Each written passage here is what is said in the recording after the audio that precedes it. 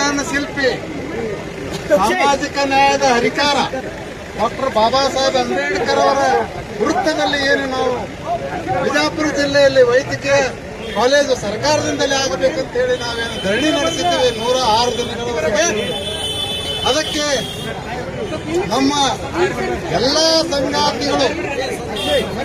ಸಂಗಾತಿಗಳ ಬೆಂಬಲದಿಂದಾಗಿ ಈ ಹೋರಾಟ ಯಶಸ್ವಿಯಾಗಿದೆ. ಅದಕ್ಕಾಗಿ ಯಾರು ಈ ಹೋರಾಟದಲ್ಲಿ ಭಾಗವಹಿಸಿ ಈ ಹೋರಾಟವನ್ನು ಯಶಸ್ವಿಗೊಳಿಸಿದ್ದಾರೆ, ಹಾಗೆ ಯಾವ ಈ ಹೋರಾಟಕ್ಕೆ ಪ್ರತಿಯೊಂದು ಸಂಘಟನೆಗಳು, ಅದು ದಲಿತ ಪರ, ಕಾರ್ಮಿಕ ಪರ, ರೈತ ಪರ, ದಲಿತ ಪರ ಚಳವಳಿಗಳ ಏನು ಬೆಂಬಲ ಸಿಕ್ಕಿದೆ, ಈ ಬೆಂಬಲದಿಂದಾಗಿ ಮಾತ್ರ ಈ ಹೋರಾಟ ಯಶಸ್ವಿಯಾಗಿದೆ. ಇದು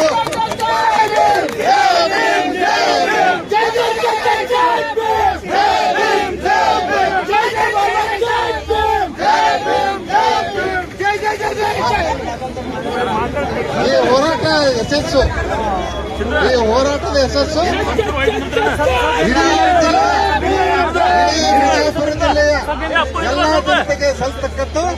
ಹಾಗಾಗಿ ಇಡೀ ಜಿಲ್ಲೆಯ ಹೋರಾಟ ಯಶಸ್ವಿ ಕಂಡಿದೆ. ಜಿಲ್ಲೆಯ ಜನತೆಗೆ ನಮ್ಮ ಹೋರಾಟ ಸಮಿತಿಯ ಪರವಾಗಿ ಹೃತ್ಪೂರ್ವಕವಾಗಿ ಅಭಿನಂದನೆಗಳನ್ನು ಸಲ್ಲಿಸುತ್ತೇನೆ. ಬಹಳ ಮುಖ್ಯವಾಗಿ ಅಂದ್ರೆ ಗಮನ ಕೊಡಬೇಕು, ಈ ಹೋರಾಟ ಯಶಸ್ವಿಯಾಗುವುದಕ್ಕೆ ಮುಖ್ಯ ಕಾರಣ ನಮ್ಮ ಮಾಧ್ಯಮಗಳು ನಮಗೆ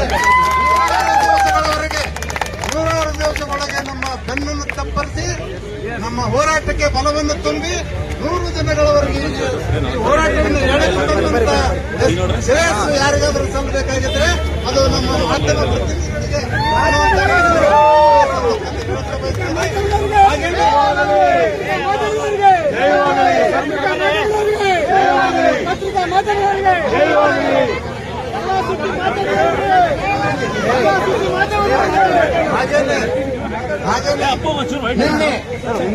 ನಿನ್ನೆ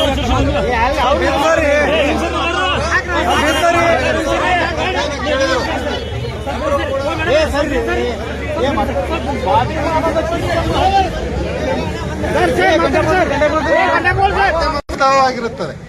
ಯಾಕಂತಂದ್ರೆ ಬಿಜಾಪುರ ಜಿಲ್ಲೆಯಲ್ಲಿ ಮೆಡಿಕಲ್ ಕಾಲೇಜ್ ಸ್ಥಾಪನೆ ಆಗುವವರೆಗೂ ಕೂಡ ಈ ಸಮಿತಿ ಅಸ್ತಿತ್ವದಲ್ಲಿರುತ್ತದೆ. ಹಾಗೇನೆ ಇನ್ನು ಮುಂದೆ ಕೂಡ ಬಿಜಾಪುರ ಜಿಲ್ಲೆಗೆ ಏನೇನು ಅವಶ್ಯಕತೆ ಇದೆ, ಏನು ಸವಲತ್ತುಗಳು, ಮೂಲ ಸೌಕರ್ಯಗಳು ಬೇಕಾಗಿವೆ, ಅದಕ್ಕಾಗಿ ಕೂಡ ಈ ಸಮಿತಿ ಹೋರಾಟ ಮಾಡುತ್ತದೆ ಅನ್ನುವಂಥ ಭರವಸೆಯನ್ನ ನಾವು ಜಿಲ್ಲೆಯ ಜನತೆಗೆ ಭರವಸೆಯನ್ನು ಕೊಡಲಿಕ್ಕೆ ಇಷ್ಟಪಡ್ತೀವಿ. ಈ ಚಾನೆಲ್ ಅನ್ನ ಸಬ್ಸ್ಕ್ರೈಬ್ ಮಾಡಿ ಮತ್ತು ನಮ್ಮ ಹೊಸ ವಿಡಿಯೋವನ್ನು ಎಲ್ಲರಿಗಿಂತ ಮುಂಚೆ ನೋಡಲು ಬೆಲ್ ಐಕಾನ್